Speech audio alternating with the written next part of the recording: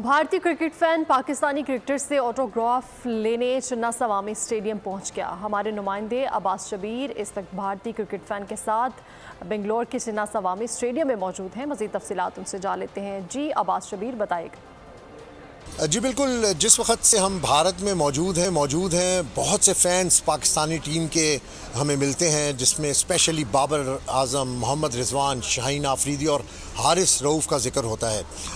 हम जब आज बेंगलोर के चिन्नास्वामी स्टेडियम में आए तो हमें एक ऐसा फ़ैन मिला जो बाबर आजम को मिलने के लिए यहाँ पर आया है, जिसको मोहम्मद नवाज़ ने अपनी टी शर्ट दी है। बाबर आजम के ऑटोग्राफ के लिए ये खड़ा है। पाकिस्तानी खिलाड़ियों का बहुत फ़ैन है।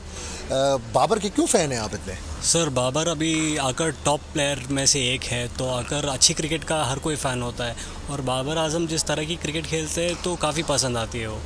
और कौन कौन पसंद है आपको? मोहम्मद नवाज़, मोहम्मद रिजवान, चाचा हमारे हारिस रऊफ़, शाहीन अफरीदी, ये सारी टीम अच्छी है। काफ़ी आकर फेमस प्लेयर्स है इसमें।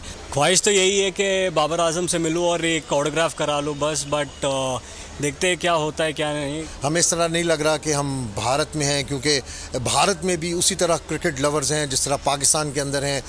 पाकिस्तान के अंदर भी बहुत से लोग, विराट कोहली, दीगर भारतीय।